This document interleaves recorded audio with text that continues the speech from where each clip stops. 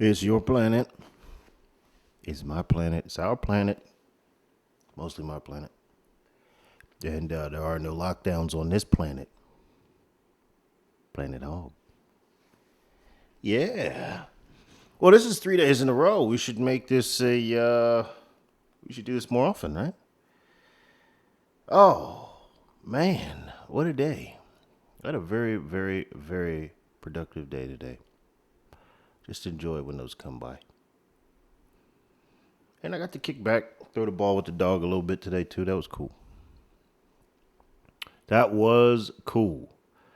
And I'm noticing, I saw on Twitter there was a hashtag Biden remorse. It's very clever, right? It's playing on buyer's remorse. And it's just interesting watching these people, one by one, come to the realization that, well, it's like that old, man, this is an old commercial. It was, I think it was in the Super Bowl a long time ago. But it was talking about the difference between, I think it was Mac and PC. And it was just showing how annoying one was compared to the other. And I remember, like, at the end, he was like, you're coming to a very sad realization. Cancel or allow. Because, it was like, if it allow you to receive messages or whatever. That's what it plays in my head when I look at these tweets in the Biden remorse hashtag, You're coming to a sad realization. And, well, I mean, I would say we told you so, but he told you so. So, I don't know, you're stupid, and move on. Welcome to the resistance. I personally hate you. Others here are willing to forgive for the greater goal and such, and the fight that's ahead and such. Me, I just I look back and say, well, we wouldn't be in this situation if you weren't as stupid as you were, so it's easy for me to hate you. Anyway, I didn't come here to talk to you about that today. Today we're talking about Japan. Japan. Napage, if you will. Yeah, we're talking about Japan and we're talking about COVID. And, well, Japan is actually going to end the emergency in a couple of its prefectures. I'm assuming that's what doubles for districts or, how they kind of classify location over there. And so we're going to talk about that. And I also kind of wanted to hit on my takeaway from COVID, but specifically as it pertains to how it was impacted in Japan. So talk about that. But for those of you who don't know, Japan actually appointed this past week. I've actually kind of been following this story somewhat. I saw it as one of like the little headlines down below on the Bing thing, so I just kind of hit it because it seemed interesting, and it said they appointed a minister of loneliness. This is a government position. It's an interesting title. I mean, here we just call them strippers, but whatever floats your boat. So Japan appointed a minister of loneliness because suicide rates in Japan are, well, significantly higher than last year. And there is significant reason to believe that it may sort of be connected to the lockdowns that have been going on for almost a year. So I kind of dug into it a little bit. And then I saw today that Japan was partly ending the pandemic emergency. So they were going to kind of lift it in certain areas. And I said, wow, that's moving pretty fast. What gives? Why all of a sudden? Why now? As it turns out, Japan doesn't just have a higher suicide rate than last year. That is true. What's also true is that Japan's COVID death rate is approximately 1/3 of what its suicide rate is. In other words, they have 3 times the deaths from suicide than they do COVID. Without further ado, ladies and gentlemen, we are on the Associated Press. We're at apnews.com. Of course, I will leave all of the sources I'm looking at today down in the description box so you can peruse them at your leisure. I also have Daily Mail up here. Excuse me. The UK Daily Mail. Just as a cross-reference, because one of the things I like about UK Daily Mail is they summarize, for those of us who with a short attention span or not a lot of time to read or whatever, they summarize their articles with 5 bullet points underneath of the title. And I've been following their news long enough to say that it's more times than not, it's pretty accurate. Like they're not withholding any major information. So I have them up as well, but we'll be going from the Associated Press for now. The headline reads, Japan partly ending pandemic emergency keeps it for Tokyo. The state of emergency Japan set up to curb the spread of the coronavirus will be lifted in 6 urban areas this weekend and remain in the Tokyo area for another week, a governor minister said Friday. You ever notice about Japanese, like the little, the names of the towns, like they all sound like a different kind of like karate grunt that you could, like it never fails. Tokyo. Like you could, I mean, let's see. I don't know. It's just a theory. It's a theory. If you don't like it, shit on it. I don't know what.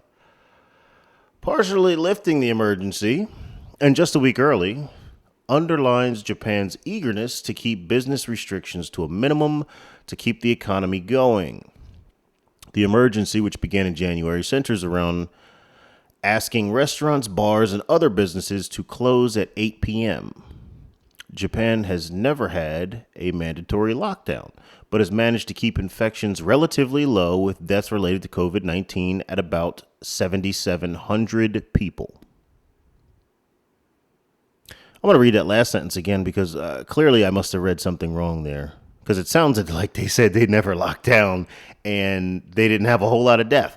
That can't be right, because then that would make us stupid for, no, hold on. Japan has never had a mandatory lockdown, but has managed to keep infections relatively low, with deaths related to COVID-19 at about 7,700. Okay, so it did say that. I did read that correctly. Interesting. Probably nothing, right? Oh boy, here we go with the names. Ooh, Yasutoshi Nishimura, the minister in charge of pandemic measures, told a special government panel that the emergency will be lifted in Aichi, Gifu, Osaka, Kyoto, and Hyogo in central Japan, and in southwestern Fukuoka.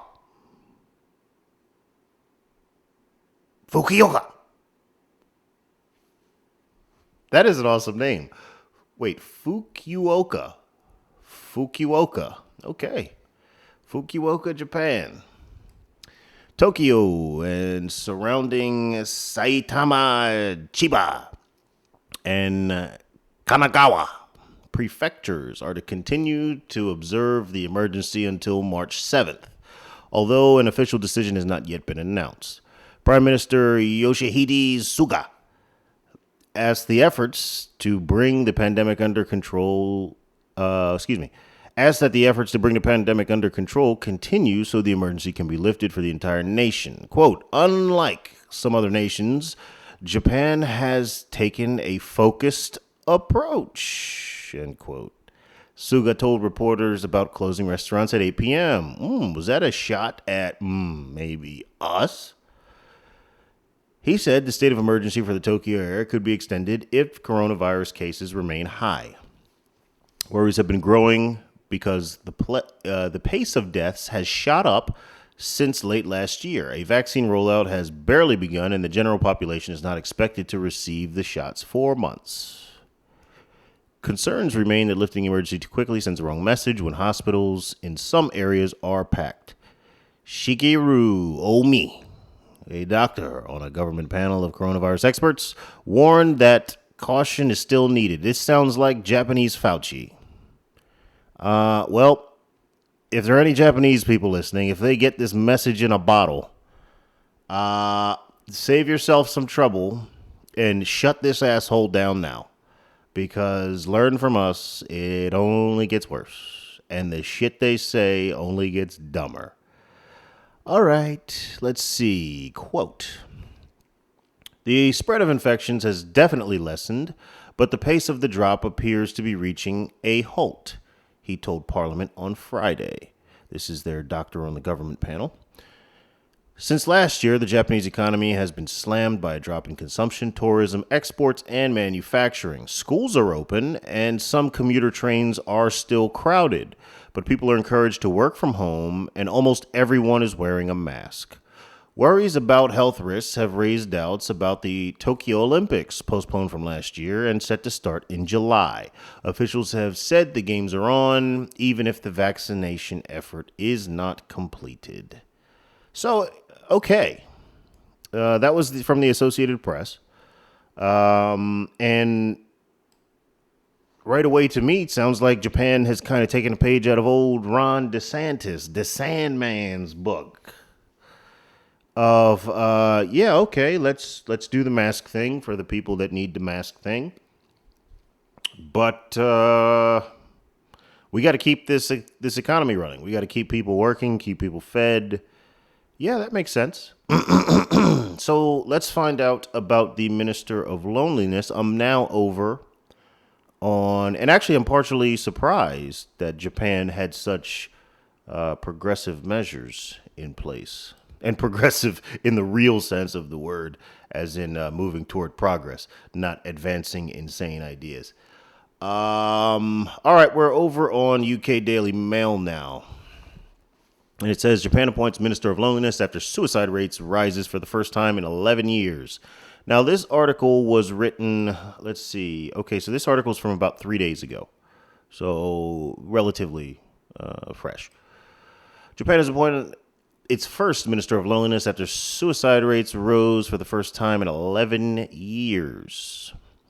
Following the example of a similar appointment in the UK in 2018, Prime Minister Yoshihide Suga appointed Minister, come on, really?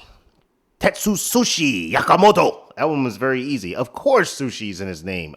Now, come on. It's not being prejudicial if it actually happens. Sushi is in the man's name. Yuga Suga's administration considers the issue to be urgent, with the loneliness amongst the Japanese population being put into the spotlight again due to the pandemic. Isolation is seen as a cause of a number of other social issues, such as suicide, poverty, and social reclusiveness. Preliminary figures released by Japan's National Police Agency showed that 20,919 people took their own lives in 2020. 20,919 people. And roughly 7,700 died from COVID. I seem to remember a terrible fascist orange man saying the cure can't be worse than the disease. But what does he know? He's not the president.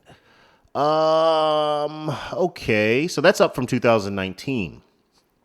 Japan's Cabinet Office also established a task force on Friday that will seek to address the issue of loneliness under the jurisdiction of a range of ministries and to investigate its impact. Sakamoto, who is in charge of tackling the nation's falling birth rate and revitalizing struggling regional economics, those are two pretty big tasks for one minister. Said he hopes to carry out activities to prevent social loneliness and isolation and to protect ties between people. Oh, I got an idea. Let people get back to their lives. He hopes to carry out activities to prevent social loneliness and isolation and to protect ties between people.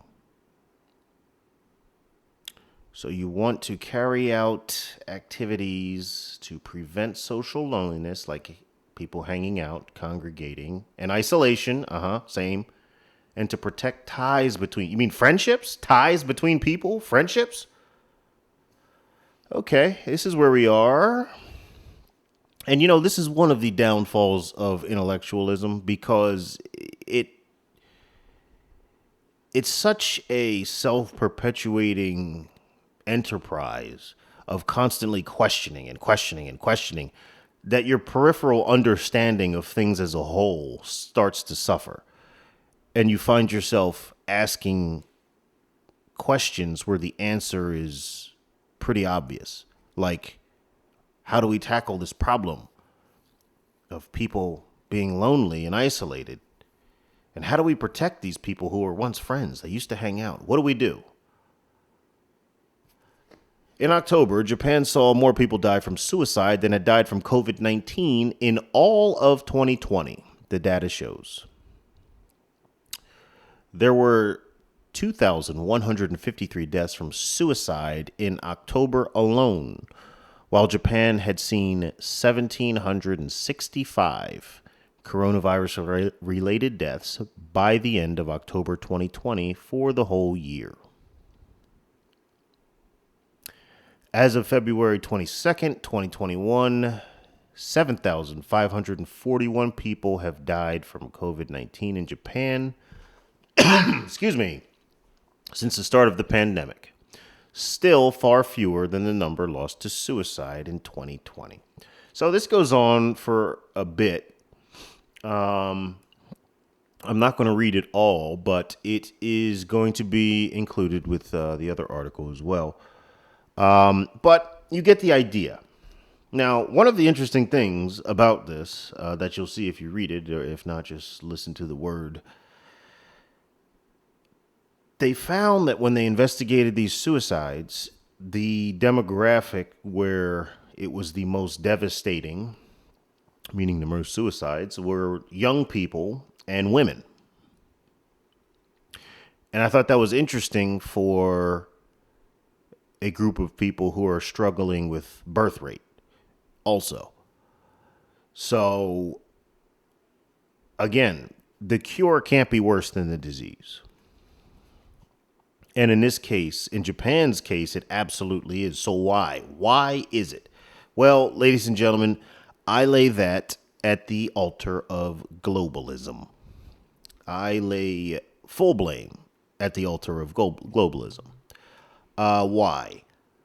Well, first of all, globalism is basically trading in your nation for the world. The world becomes everybody's nation, right? So I hate that I did that. I hate that right thing that people is it right? Okay, right. If I ever do that again, just if you ever see me, just punch me. Anyhow, globalism is trading in the American flag for an Earth flag, in effect.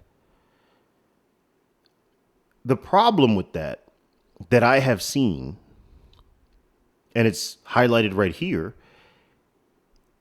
is that it essentially reverts political discussion and discourse to high school mob peer pressure. What do I mean by that? Well, you have people who know what their people need. Like, let's say, Japan's leadership. They're more in tune with the needs of the people of Japan than we are. But because of this globalist push from the left, this is their baby, he can't act on Japan's best interests. It has to be with the collective. It has to be with what New York's doing, what London's doing, what Paris is doing. It's basically metropolitan cities running the world. And you see it almost on a micro level here in the United States. Why did Ron DeSantis come under so much fire? Well, because New York was still locked down. California was still locked down. And if we metropolitan liberal people who know better than all are still locked down, then how dare you, swamp creatures, go about your lives?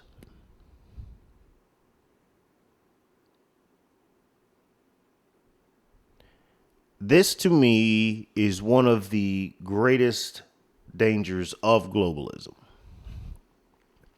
Is, in effect, your politicians are no longer governing with your best interest in mind. It's about advancing the cause, whatever that cause may be.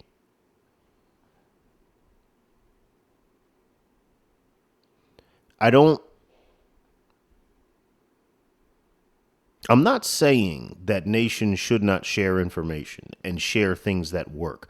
I'm talking about a Japanese minister of Japan. I don't know. They got all these ministers. Maybe he's the prime minister. Maybe that's where that comes from. So I'm talking about the man at the top that sees that his suicide rate is rising. But why is he just now starting to loosen up the reins, and just in a handful of places? You saw those numbers tabulating. You saw them going up. But now we're going to do something. And I think a lot of that has to do with being afraid of stepping out by yourself.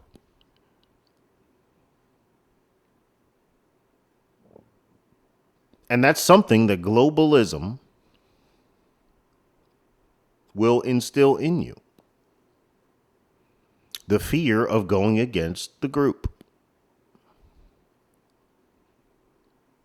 I mean, not to mention the fact that globalism essentially will strip every nation of its identity, of its heritage, of its customs, its traditions. And the irony is, I can't think of too many more nations more traditional than Japan.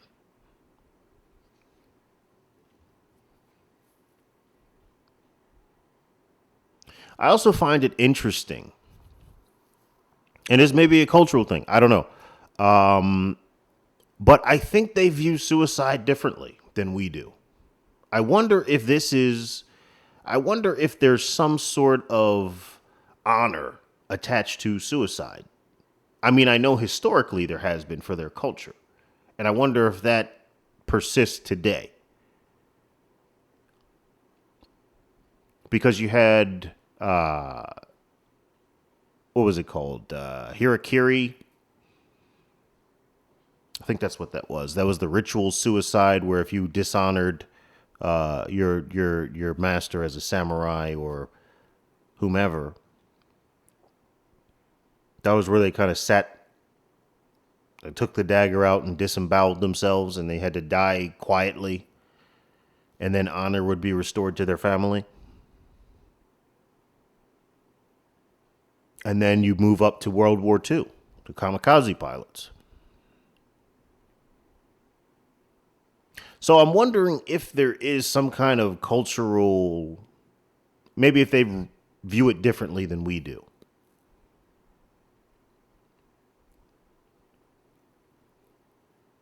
And if they do, look, that doesn't bother me. We're not the same. It's kind of funny, and we would be here all night if I wanted to point out the hypocrisy of the left. So we won't waste time with that. We don't really do that a lot here.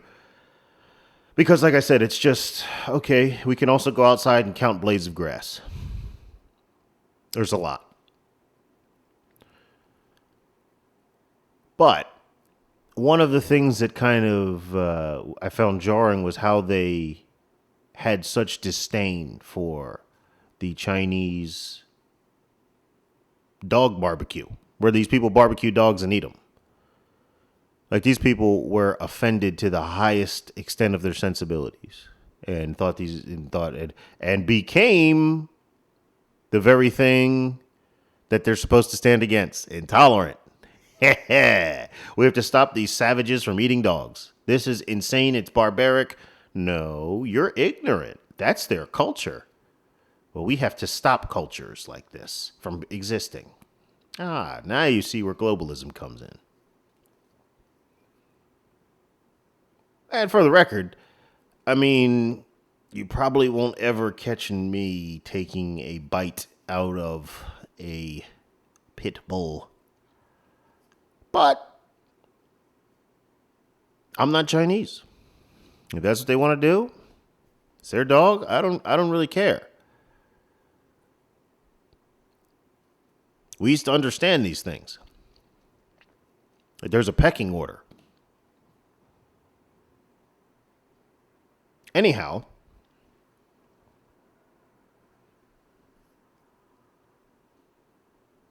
globalism is a very big problem. And not just for the sake of you're basically being governed by a collective and not the people you represent. Not just from the standpoint of it erodes your culture, it erodes your customs, it pretty much destroys all tradition. But what purpose does it serve other than unifying control of everything? It's very nefarious. It literally flies in the face of checks and balances. Well, it figuratively flies in the face of checks and balances.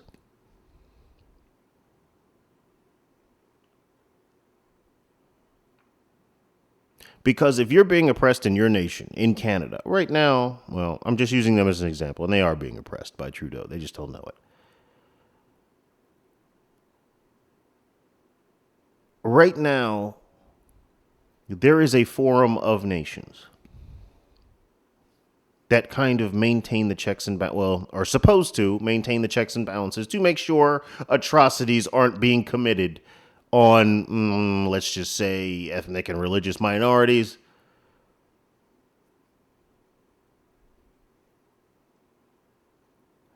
And when that system is working, you have countries that will intervene on others' behalf.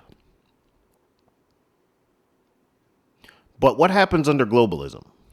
Who do you go to when the same handful of people run everything?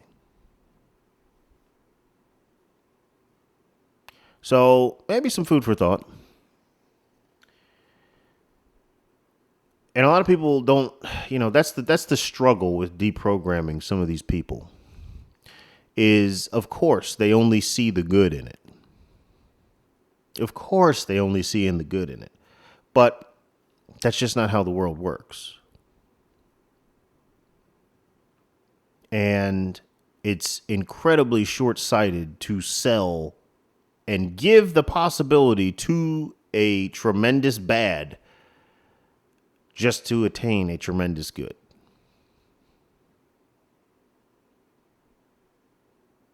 Anyway, that's what I got for you all today. I appreciate you for tuning on in. If you follow me on YouTube, head on over to Rumble and give me a rumble or two on Rumble.